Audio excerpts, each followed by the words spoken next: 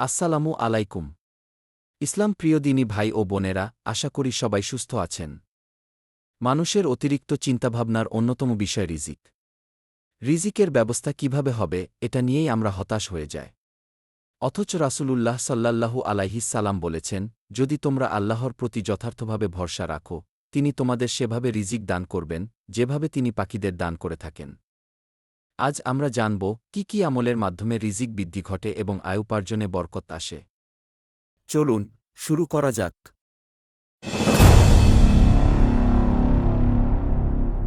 প্রথমত, তওবা ইস্তিগফার করা।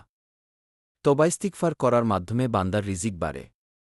আল্লাহ তাআলা পবিত্র কোরআনে ইরশাদ করেছেন, আমি তাদের বলেছি, নিজ প্রতিপালকের কাছে ক্ষমা প্রার্থনা করো। নিশ্চয়ই তিনি অতিশয় ক্ষমাশীল। তিনি আকাশ থেকে তোমাদের উপর প্রচুর বৃষ্টি বর্ষণ করবেন এবং তোমাদের ধনসম্পদ ও সন্তানসন্ততিতে উন্নতি দান করবেন এবং তোমাদের বাগবাগিচা এবং নদীনালা দান করবেন। সূরা নূহ, আয়াত 10-12, সূরা ওয়াকিয়া, আয়াত 82। ইবনে আব্বাস রদিয়াল্লাহু আনহু এর বিবরণে আছে, রাসূলুল্লাহ সাল্লাল্লাহু আলাইহিস সালাম বলেছেন, যে ব্যক্তি লাগাতার তওবা ইস্তিগফার করবে, আল্লাহ তাআলা সংকট থেকে উত্তরণের পথ বের করে দেবেন, সব দুশ্চিন্তা মিটিয়ে দেবেন এবং অকল্পনীয় উৎস থেকে রিজিকের ব্যবস্থা করে দেবেন। আবু দাউদ শরীফ, হাদিস নং 1518, ইবনে মাজাহ, হাদিস নং 3819, মুস্তাদরাকে হাকেম, খণ্ড 4, পৃষ্ঠা 219, হাদিস নং 7677। দ্বিতীয়ত, পরহেজগারি অবলম্বন এবং আল্লাহর ওপর ভরসা রাখা। যেসব কাজকর্ম বা আমলে রিজিকে প্রবৃদ্ধি ঘটে, তার মধ্যে তাকওয়া তথা পরহেজগারি অবলম্বন করা এবং তাওয়াক্কুল বা আল্লাহর প্রতি ভরসা রাখা অন্যতম। আল্লাহ তাআলা পবিত্র কোরআনে ইরশাদ করেছেন, আর যে আল্লাহর তাকওয়া অর্জন করবে, আল্লাহ তার জন্য উত্তরণের পথ বের করে দেবেন এবং তিনি তাকে এমন উৎস থেকে রিজিক দান করবেন, যার কল্পনাও সে করতে পারবে না। সূরা সাদ, আয়াত 35। রাসূলুল্লাহ সাল্লাল্লাহু আলাইহিস সালাম বলেছেন, যদি তোমরা আল্লাহর প্রতি যথার্থভাবে ভরসা রাখো, তিনি তোমাদের সেভাবে রিজিক দান করবেন, যেভাবে তিনি পাখিদের দান করে থাকেন। পাখিরা সকালে ক্ষুধার্ত অবস্থায় তথা খালি পেটে বাসা থেকে বের হয় এবং সন্ধ্যায় উদর পূর্ণ করে বাসায় ফেরে। তিরমিজি শরীফ, হাদিস নং 2344, ইবনে মাজাহ, হাদিস নং 4164। তৃতীয়ত, হজ, ওমরাহ পালন করা। বারবার হজ ও ওমরাহ পালন করার দ্বারা রিজিকে প্রবৃদ্ধি ঘটে। আবদুল্লাহ ইবনে মাসুদ রদিয়াল্লাহু আনহু এর বিবরণে আছে যে, রাসূলুল্লাহ সাল্লাল্লাহু আলাইহিস সালাম বলেছেন, তোমরা লাগাতার হজ ও ওমরাহ পালন করতে থাকো। কারণ এর দ্বারা এমনভাবে অভাব ও গুনাহ দূরীভূত হয়, যেমনভাবে কামারের হাপড় লোহা ও সোনা রূপার ময়লা দূর করে দেয়।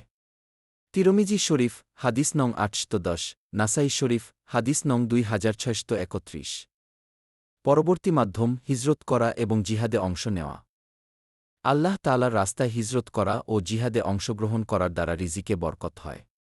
আল্লাহ তাআলা পবিত্র কোরআনে ইরশাদ করেছেন, আর যে ব্যক্তি আল্লাহ তাআলার রাস্তায় হিজরত করবে, জমিনে বহু আশ্রয়স্থল ও সচ্ছলতা পাবে সে। সূরা নিসা, আয়াত 100।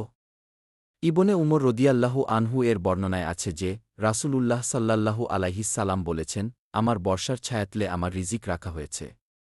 মুসনাদে আহমদ, হাদিস নং 5667, বাইহাকি শরীফ, হাদিস নং 1154। পরবর্তী মাধ্যম, সময়মতো নামাজ আদায় এবং ইবাদতের জন্য নিজেকে মুক্ত করা। সময়মতো দৈনিক 5 ওয়াক্ত নামাজ আদায় করলে রিজিক বাড়ে। নামাজ আদায় করার ফাঁকে ফাঁকে কাজ ও ব্যবসা বাণিজ্য করতে হবে, কাজ ও ব্যবসা বাণিজ্য করার ফাঁকে ফাঁকে নামাজ নয়।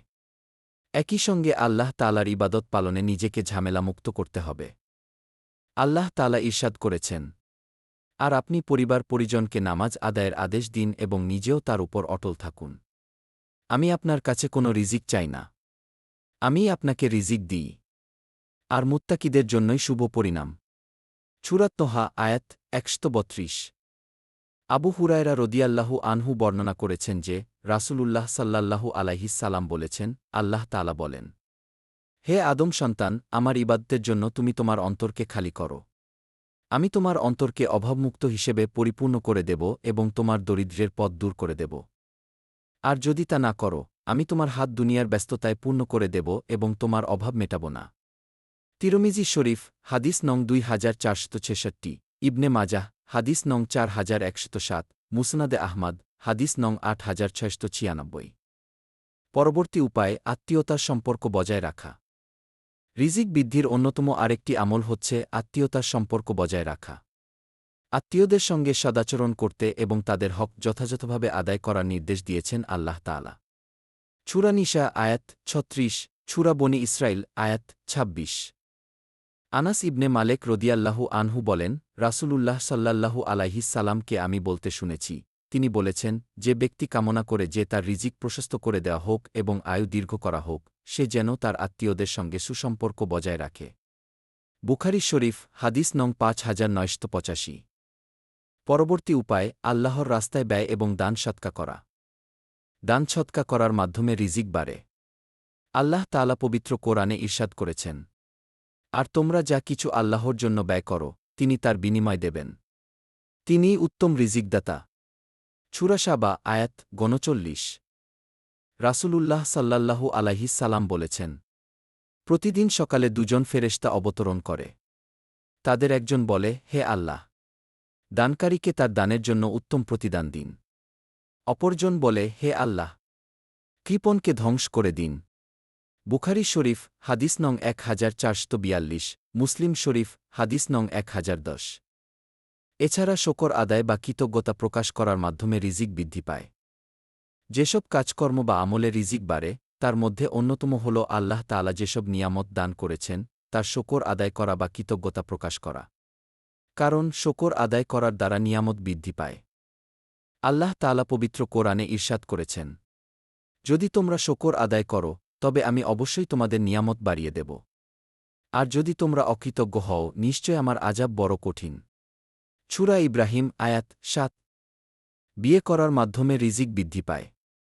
আল্লাহ তাআলা পবিত্র কোরআনে ইরশাদ করেছেন, তোমাদের মধ্যে যারা অবিবাহিত এবং তোমাদের দাস-দাসীদের মধ্যে যারা সৎকর্মপরায়ণ, তাদের বিয়ে করিয়ে দাও। তারা যদি নিঃস্ব হয়, আল্লাহ তাআলা নিজ অনুগ্রহে তাদের সচ্ছল করে দেবেন। কারণ আল্লাহ তাআলা প্রাচুর্যময়, সর্বজ্ঞ। সূরা নূর আয়াত ৩২। রাসূলুল্লাহ সাল্লাল্লাহু আলাইহিস সালাম বলেছেন, ৩ শ্রেণীর মানুষকে সাহায্য করাকে আল্লাহ তাআলা নিজ দায়িত্ব হিসেবে নির্ধারণ করেছেন। ৩ শ্রেণীর অন্যতম হল বিয়ে করতে আগ্রহী সেই ব্যক্তি, যিনি বিয়ে করে পবিত্র জীবন যাপন করতে ইচ্ছুক। তিরমিজি শরীফ হাদিস নং ১৬৫৫, ইবনে মাজাহ হাদিস নং ২৫১৮। গরিব ও অসহায়ের প্রতি সদয় হওয়ার মাধ্যমে রিজিক বৃদ্ধি পায়। যেসব কাজকর্ম বা আমলে রিজিক বাড়ে, তার অন্যতম হল গরিব ও অসহায় মানুষের প্রতি সদয় হওয়া। রাস্তাঘাটে গরিব, অসহায় মানুষকে হাত বাড়াতে দেখলেই সবাইকে এক পাল্লায় মেপে খারাপ আচরণ করা থেকে বিরত থাকতে হবে। আল্লাহ তাআলা পবিত্র কোরআনে ইরশাদ করেছেন, তাদের অর্থাৎ ধনী লোকদের সম্পদে দরিদ্র ও বঞ্চিতদের অধিকার রয়েছে। সূরা জারিয়াত আয়াত ১৯। রাসূলুল্লাহ সাল্লাল্লাহু আলাইহিস সালাম বলেছেন, তোমাদের মধ্যে থাকা দুর্বলদের কারণে তোমাদের সাহায্য করা হয় এবং রিজিক প্রদান করা হয়। বুখারী শরীফ হাদিস নং ২৮৯৬। এছাড়া আল্লাহর কাছে সাহায্য প্রার্থনা করার মাধ্যমে রিজিক বৃদ্ধি পায়। যেসব কাজকর্ম বা আমলে রিজিক বাড়ে, এর মধ্যে অন্যতম হল আল্লাহ তাআলার কাছে প্রার্থনা করা। কারণ আমরা এমন এক স্রষ্টার সৃষ্টি, যিনি চাইলে খুশি, না চাইলে অখুশি। আল্লাহ তাআলা পবিত্র কোরআনে ইরশাদ করেছেন, তোমাদের প্রতিপালক বলেন, তোমরা আমাকে ডাকো, আমি তোমাদের ডাকে সাড়া দেব। সূরা মুমিন আয়াত ৭।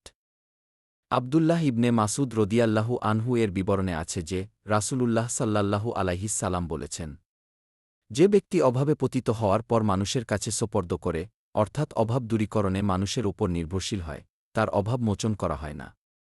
পক্ষান্তরে যে ব্যক্তি অভাবে পতিত হওয়ার পর প্রতিকারের জন্য আল্লাহ তাআলার উপর নির্ভরশীল হয়, অর্থাৎ দোয়া প্রার্থনা করে, অবিলম্বে অথবা বিলম্বে আল্লাহ তাআলা তাকে রিজিক দান করেন। তিরমিজি শরীফ হাদিস নং ২৮৯৬ ও ২৩২৬, মুসনাদে আহমদ হাদিস নং ৪২১৯।